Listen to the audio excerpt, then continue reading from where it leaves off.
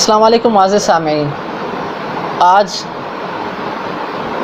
हम शोबा-ए ज़िंदगी में से एक ऐसे शोबे से ताल्लुक़ रखने वाली एक ऐसी शख्सियत से मुलाकात कर रहे हैं, गुफ्तगू कर रहे हैं कि अगर मेरे ख़याल में अगर कोई भी सोसाइटी, कोई भी माशरा, कोई भी रियासत, स्टेट अगर उस मैदान में, उस शोबे में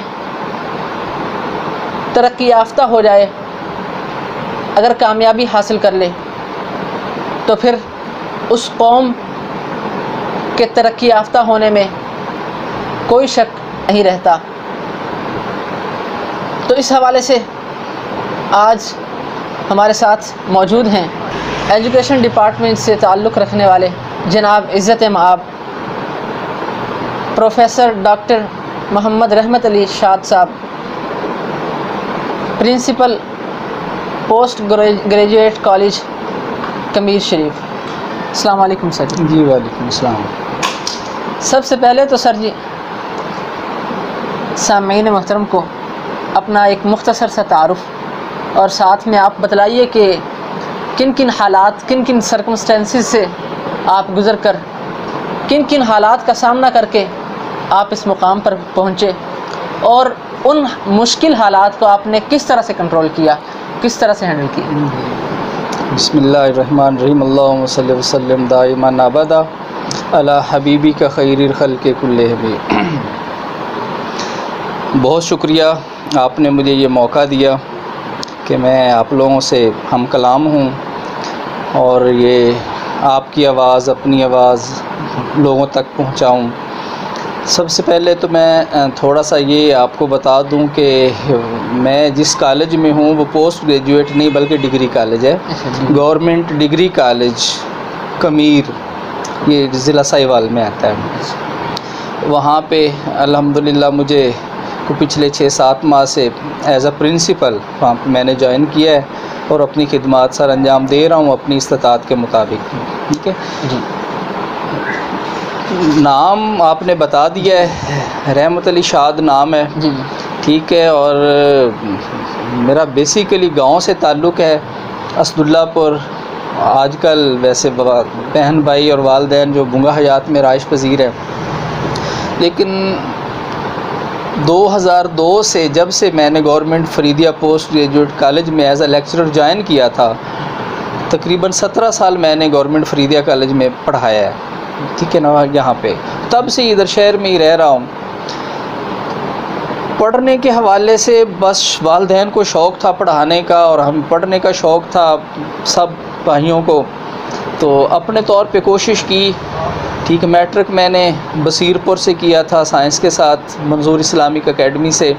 फिर मैंने 93 में, फिर उसके बाद 94 में फ़ाज़िल उर्दू कर लिया फर्स्ट क्लास में।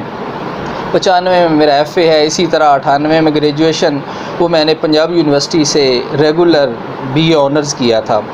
ठीक है, उसके बाद ज़करिया यूनिवर्सिटी से मैंने MA उर्दू किया 2000 में। फिर उसके बाद आगे MPhil का सिलसिला चल निकला। उस दौरान मेरी यहाँ पे जैसे ही MA मुकम्मल हुआ फ़ौरन मेरी जॉब हो गई। इससे पहले वहाँ फेडरल में मेरी जॉब हो गई थी। वहाँ पे एक गवर्नमेंट कॉलेज था, एजुकेशन कॉलेज, वहाँ पे भी मैं कुछ अर्सा पढ़ाता रहा। लेकिन जैसे ही मेरी इधर फिर पंजाब पब्लिक सर्विस कमीशन में हुई, मुझे वहाँ इस्लामाबाद रास नहीं अच्छा नहीं लगा तो मैंने वापसी का फिर फ़ैसला कर लिया, इधर आके मैंने ज्वाइन कर लिया था। ठीक है, उस शहर अपना शहर ही होता है जी, अपना शहर होता है बिल्कुल। और फिर उसके बाद आगे ये सफ़र चलता रहा। मेरा पहली जमात से लेके PhD तक गैप नहीं है, इसीलिए अल्लाह का शुक्र है मैंने बड़े टाइम से ही अपनी PhD, अपनी डॉक्टरेट मुकम्मल कर ली। अब तो मुझे 7 साल हो गए हैं PhD किए हुए। अल्हम्दुलिल्लाह मैं अपने इस ज़िले का एक पहला डॉक्टर हूँ, ये एजाज़ मुझे हासिल है। ठीक है, इधर पहले डॉक्टर जी, मैं पहला डॉक्टर जी। अब तो माशाल्लाह यहाँ पे डॉक्टर इसाक अनासी साहब भी डॉक्टर हो गए हैं, नवीद आजद साहब भी, अब उनका बस वाइवा होने वाला है, थीसिस सबमिट हो चुका है, एक सिलसिला चल निकला है, ठीक है। और लोग जो हैं वो तालीम की तरफ उनका और शऊर बढ़ता जा रहा है, इस हवाले से वो आगे जा रहे हैं। इसे अप्रिशिएट भी करना चाहिए। जी, अप्रिशिएट भी करना चाहिए, बिल्कुल। पढ़ना तो एक इल्म के बगैर तो कुछ भी, हम किसी मैदान में भी तरक्की नहीं कर सकते। इल्म शऊर देता है, इल्म आगाही देता है, इल्म पहचान देता है, ये खुद शनास अपने आप से आगाही देता है, और जब इंसान अपने आप को पहचान लेता है फिर वो अपने रब तक रसाई हासिल कर लेता है। अच्छा, आपके माइंड के मुताबिक वो कौन से हालात, हर स्टूडेंट पे जो ऐसे हालात तो आते हैं ना जी, आप पे भी ज़ाहिरन आए होंगे, और आपने कैसे कंट्रोल किया, और बाकी जो स्टूडेंट्स को इस हवाले से क्या कहेंगे? मैं समझ वैसे जितने बुरे हालात कह लें या गुर्बत के दिन मैंने देखे हैं, शायद और बहुत कम लोगों ने देखे हों। मतलब कसम पुरसी में ही बचपन गुजरा है, वालिदैन मेहनत मज़दूरी करते थे, उन्होंने मेहनत मज़दूरी करके पढ़ाया, और मैं समझता हूँ मुझे मेरा एहसास कमतरी वो आगे लेके निकला है, ठीक है। तो इसमें इंसान जब सोचता है ना, कोशिश करता है, तो फिर अल्लाह ताला उसके लिए गैब से बंदोबस्त कर देता है, ऐसे ऐसे उसके लिए सबब पैदा कर देता है कि उसकी अकल हैरान रह जाती है। मैं ख्वाब देखा करता था कि मैं यूनिवर्सिटी में कि 2 साल रेगुलर पढ़ सकूं, मेरी फ़ीस का कोई बंदोबस्त हो सके, लेकिन शायद मेरा वो जज्बा अल्लाह ताला को इतना पसंद आया कि मैं 12 साल रेगुलर यूनिवर्सिटीज़ में पढ़ता रहा, और पता नहीं अल्लाह ताला कहाँ से वो बंदोबस्त करता रहा, मेरे ड्यूज़, हॉस्टल ड्यूज़, खाने के मामलात और बाकी सारे। तो इसका मतलब है कि इंसान जब सोच लेता है, कोई इरादा कर लेता है, तो वो ज़ात उसकी मदद साथ शामिल हो जाती है, और जब वो साथ शामिल हो जाता है तो फिर मामलात जो हैं वो सुलझते चले जाते हैं। चलें तो फिर मंजिल ज़रूर। मैं कहता होता हूँ कि 3-4 तरह के इंसान होते हैं। कुछ इंसान ऐसे होते हैं दुआ करते हैं, कबूल नहीं होती, जिनका शायद वो आखिरत में यकीनन कबूल होगी, लेकिन उसका अजर और वो सवाब आखिरत में मिलेगा। कुछ ऐसे होते हैं दुआ करते हैं लेकिन बड़ी देर के बाद कबूल होती। कुछ ऐसे होते हैं वो हाथ उठाते हैं फ़ौरन दुआ कबूल हो जाती। और कुछ ऐसे भी होते हैं जो हाथ भी नहीं उठाते, बस सोचते हैं और अल्लाह ताला उनकी वो ख्वाहिशात और वो चीज़ें वो पूरी करता चला जाता है। और मैं समझता हूँ कि शायद मेरा शुमार उन लोगों में है। अल्लाह ताला ने इस रहमत पे ख़ास अपनी फ़ज़ल और अपनी रहमत की है। मैं इस हवाले से अल्लाह की ज़ात का जितना भी शुक्र अदा करूँ वो कम है। अच्छा, लॉकडाउन के ज़माने में स्टूडेंट्स को कोई मशवरा? अब देखें, लॉकडाउन एक तरह हमारा ये इम्तिहान है। ये वैसे इन हालात में अगर स्टूडेंट्स अपने घरों में, साफ ज़ाहिर है कोई और तो इंसान नहीं कर सकता, लेकिन जो भी ऑनलाइन क्लासेस वगैरह चल रहे हैं उसके साथ साथ जो है वो बुक्स की रीडिंग वगैरह और ख़ास तौर पे अपनी तारीख़ को पढ़ा जाए, ताकि इंसान को और फिर अपनी नौजवान नस्ल को मालूम हो, पता चल सके कि हम कौन थे, कौन हैं और अब क्या कर रहे हैं। आज़म साहब, बात यह है कि अलमिया ये है कि हम किताब दोस्ती नहीं रही, हम किताब से दूर होते चले जा रहे हैं। ये जब से नेट और ये चीज़ें आई हैं, क्योंकि अब कोरोना की वजह से कुछ मजबूरी भी बन गई है जी। ये कुछ दिन पहले मेरे कॉलेज में भी मीटिंग थी और फिर उसके बाद भी हायर अथॉरिटीज़ के साथ भी मीटिंग चल रही थी कि बच्चों के साथ किस तरीके से कम्युनिकेट किया जाए, उनको लेक्चर्स दिए जाएँ ऑनलाइन। वो सारा हमने होमवर्क कंप्लीट कर लिया है और एक सिलसिला शुरू कर दिया। बहुत दीगर कॉलेजेस की तरह तमाम अपने अपने तौर पर लगे हुए हैं, ठीक है। लेकिन इसमें बस मैं यही कहूँगा कि तलबा को चाहिए कि एक तो अपनी अक़दार को ना भूलें, जो वैल्यूज़ हैं हमारी बेसिक वैल्यूज़, उन पे वो कारबंद रहें। उसके साथ साथ जो उनको ऑनलाइन लेक्चर्स दिए जा रहे हैं वो डेली बेसिस पे उनको याद भी करें, पढ़ें भी, तालीम से दूर ना हों, क्योंकि तालीम ही है। देखिए, वालिदैन जो होते हैं वो आसमान से ज़मीन पे लाने का सबब बनते हैं इंसान को, और उस्ताद जो है वो ज़मीन से फिर आसमान पे लेके चला जाता है।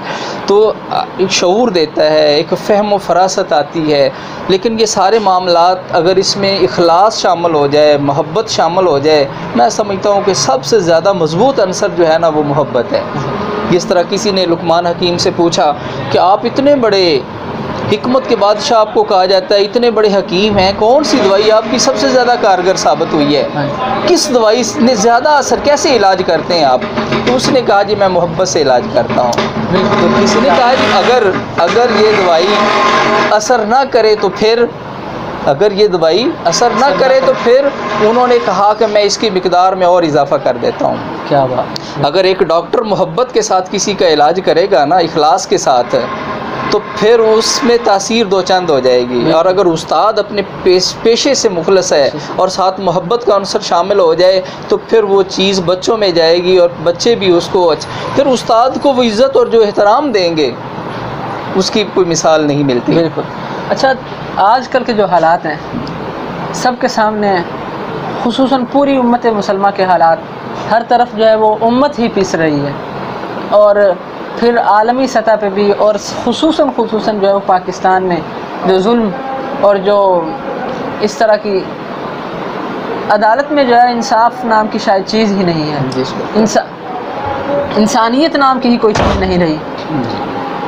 अगर टीचर के हवाले से देखा जाए तो कहीं तो एक टीचर जो है अपने बच्चे पर तशद्दुद करता दिखाई देता है, और अगर जो है स्टूडेंट्स को देखा जाए तो फिर स्टूडेंट्स जो है अपने असातिज़ा को जो उन्हीं की तरक्की का ज़रिया है उन्हें जो है मारते पीटते, और पता नहीं, अगर दिल में, हमारे सर फरमाते थे कि अगर दिल में ज़र्रा बराबर भी उस्ताद के लिए नफ़रत हो जाए ना, फिर इंसान फिर अपना अंजाम खुद ही सोच ले।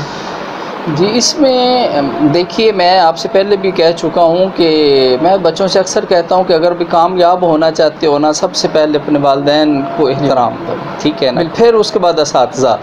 जो उस्ताद की कदर नहीं करता, और फिर उस्ताद भी अगर अपने पेशे से मुखलस नहीं है तो फिर वो भी उस्ताद की उस कैटेगरी से नीचे आ जाता है। इसीलिए फिर ये मसाइल पैदा होते हैं। अगर वो मुखलस है, मोहब्बत के साथ वो अपना पैगाम पहुंचा रहा है, ठीक है, और फिर वो मोहब्बत वाले ही तलबा पैदा होंगे, फिर वो ऐसा सोचेंगे भी नहीं। ऐसा सैकड़ों बार हुआ है, मेरे सामने बच्चे हाथ बांध के खड़े होते हैं, घुटनों को हाथ लगाते हैं, मैं ना कोई पीर हूँ ना मैं कोई, लेकिन एक उस्ताद को रूहानी खुशी मिलती है जब वो मुखलस होता है बच्चों के साथ, और बच्चे भी फिर उनको वैसे रिवार्ड देते हैं। तो हमें यहाँ पे आलम इस्लाम को पूरे को यहाँ पे यूनिटी की ज़रूरत है, बिल्कुल इत्तेफाक की और इत्तेहाद की ज़रूरत है। अगर हम पूरी कौम, जिस तरह इकबाल ने कहा था कि पूरी कौम जो है ना वो मिल जाए, इकट्ठी हो जाए, पूरी कौम की डेफिनेशन उन्होंने क्या कही थी, ये नहीं कि मुसलमान ये जो पाकिस्तान में रह रहा है, उन्होंने कहा जो जहाँ पे भी रहता है ना, बुताने रंगो खून को तोड़कर मिल्लत में गुम हो जा, न तू रानी रहे बाकी न ईरानी न अफगानी, वो जो जहाँ पे भी रहता है, वो इंडिया में है, किसी भी मुल्क में रहता है, वो मुसलमान है तो मुसलमान एक कौम। लेकिन ये एक साजिश है ना, आलमी साजिश थी कि जिन्होंने तकसीम करके रख दिया, और शायद अब जी जाहिर है दुश्मन जो हैं वो अपने हरबे इस्तेमाल कर रहे हैं। तो इत्तिफाक और इत्तेहाद के लिए मेरे ख़्याल में किसी भी कौम के टीचर्स और शोबे तालीम से जो ताल्लुक़ रखते हैं, वो आने वाली नस्ल में जो भी शख्स जो है जिस शोबे में भी जाएगा, वो इस हवाले से जो है टीचर के थ्रू से जाता है। टीचर के क्या नाम है, उसे लेक्चर ज़रूर सुनना पड़ता है, ऑनलाइन भी पढ़े, क्या मर्ज़ी करे, लेकिन इस शोबे के जो है से ताल्लुक़ रखते हैं, वो तमाम शुबाए ज़िंदगी के ताल्लुक़ रखने वाले लोगों से जो है वो बराह रास्त उनका जो ताल्लुक़ होता है, और उन तमाम का जो है माइंड सेट जो है वो बना सकते हैं। जी यकीनन। तो जी बात इसी हवाले से एक शेर याद आया कि जिसकी तदरीस से आती हो सदाकत की महक, जिसकी तदरीस से आती हो सदाकत की महक, उसके किरदार से पत्थर भी पिघल सकते हैं। वाह, बहुत अच्छे। तो अगर एक तहरीक की सूरत में जो है वो ख़ास तौर पे टीचर्स हजरात, और इस हवाले से जो है वो जहाँ भी लेक्चर्स, इन्हें जो है वो अक्सर क्या नाम है वो ऐसे स्टेज वगैरह मुहैया होते हैं, ऐसे जो है वो मौके पेश आते हैं कि जिसकी वजह से अगर ज़्यादा हज़ार नहीं 100 भी अगर तलबा जो है हमारी एक एक बात सुनकर जो है वो इस हवाले से जद्दोजहद शुरू कर दें, तो ज़रूर इंशाअल्लाह, अगर हम इनकलाब नहीं देखेंगे, हम तब्दीली आजकल जो एक शायद मेरे ख्याल में गाली बन गई है, वो वाली तब्दीली नहीं, असल जो है तब्दीली जो है वो देखेंगे तो इंशाल्लाह फिर एक वक्त आएगा, अगर हम नहीं तो हमारी नस्लें जो है ये तब्दीली ज़रूर देखेंगे। सही बात है। असल में बात ये है कि उस्ताद इसमें बुनियादी किरदार अदा कर सकता है, बिल्कुल, क्योंकि उसके सामने एक नस्ल बैठी है, बच्चे बैठे हैं और वो उनको अपना पैगाम पहुंचा सकता है। और इन्हीं बच्चों ने ही, इन्हीं नौजवानों ने ही लेके आगे मुल्क को, मिल्लत की बागडोर को संभालना है। वो इकबाल नहीं कहा था ना कि मोहब्बत मुझे उन जवानों से है सितारों पे जो डालते हैं कमंद। तो वो कमंदे कौन डालेगा? नौजवान ही डालेंगे, ना वो बच्चे, ना बूढ़े जिनके पास न ताकत है न सकत है, अब कुछ भी। तो नौजवान जो है ना, इसलिए इनसे उम्मीदें वाबस्ता हैं कि ये लेके अपने मामलात को आगे चलें। और उसमें बुनियादी किरदार जो है वो उस्ताद का है। उस्ताद उनको मोटिवेट करे, उनको समझाए, उनके अंदर अखलाकियात का भी एक होना चाहिए। सिर्फ वो सिलेबस की हद तक महदूद रहना ही सही नहीं है, बल्कि हमारी वैल्यूज़ जो हैं, इस्लामी अक़दार जो हैं, उनसे रोशनास करवाया जाए। हमारी बेस अगर सही इस्लाम पे हो, फिर उसके साथ अगर बाकी मामलात, बाकी तालीम उनको दी जाए तो उसका असर जो है वो दो चंद हो जाएगा, वो कहीं ज़्यादा उसके असरात हमें मुस्बत मिल सकते हैं। तो आपने तब्दीली की बात की, वैसे सियासत मेरा ना मौजू है ना मैं उसमें दिलचस्पी है, लेकिन बस सिर्फ इतना कहूँगा कि इमरान खान ने ख्वाब तो अच्छा देखा था, ठीक है, गो के हालात अब उस बेचारे को मिले ही कुछ ऐसे हैं, ठीक है, कि उसमें, लेकिन वो बहरहाल इसमें तो कोई शक नहीं कि वो ईमानदार शख्स है। खैर ये बात सियासी हो जाएगी, कईयों को शायद बुरी लगे, हाँ तो हाँ जी, लेकिन इसमें मेरा अपना एक नुक्ता नज़र है कि वो अपने तई बड़ी अच्छी कोशिश कर रहे हैं, ठीक है। आगे बाकी ज़ाहिर है जितना इंसान से हो करे, बाकी उसको अपना मामला अल्लाह पे छोड़ देना चाहिए, ठीक है। तो ठीक है, नमाज का भी टाइम हो रहा है। आखिरी बात जो है वो इंशाल्लाह एक तहरीक की सूरत में, जिसमें जो है वो तमाम शोबाए ज़िंदगी के से ताल्लुक़ रखने वाले अफराद और लोगों से मुलाकात और फिर उन्हें जो है मोटिवेट करना, इस काम के लिए ख़ुसूसन जो है वो एक मुनज़्ज़म अंदाज से जो है अगर चला जाए तो इंशाल्लाह आप भी दुआएं करते रहिएगा हमारे साथ। और आखिरी वही बात दोबारा जो है रिपीट कर रहा हूँ कि आपको मौके पेश आते हैं। जी बिल्कुल, ख़ास तौर पे टॉपिक पे इंशाल्लाह हम अपनी पूरी कोशिश करेंगे। मैं भी अपनी पूरी कोशिश करता हूँ, मैं अपने दोस्तों से सबसे ये कहता हूँ, ठीक है, कि हमने सबको साथ लेके चलना है, ठीक है ना। एक होता है, 2-11 होते हैं, और पूरी टीम बन जाए, पूरा एक बड़ी सोच, बड़ा इंसान वो होता है जिसकी सोच बड़ी हो, ठीक है ना। उसकी सोच बड़ी कब होगी? जब वो पूरी बनी नौ इंसान के बारे में सोचेगा। मंटो ने कहा था एक जगह पे कि ये ना कहो कि 10,000 हिंदू मारे गए, 10,000 मुसलमान मारे गए, उसने कहा था कि 20,000 इंसान मारे गए। अगर आप ये बात करेंगे, ये यूनिटी की बात हो, मोहब्बत की बात हो, ये प्रचार हो, ठीक है ना। और हम इस्लाम में और हर जगह पे हम शॉर्टकट के चक्कर में हैं, इस्लाम में शॉर्टकट नहीं है जी। बिल्कुल, अगर आप मेहनत करेंगे तो इंसान की मेहनत रख सकता है, लेकिन अल्लाह की ज़ात किसी की मेहनत नहीं रखती। लिहाजा मेहनत का ही सबक है, यही दर्स है सब के लिए कि मेहनत करें और खूब मेहनत करें इंशाल्लाह। Thank you.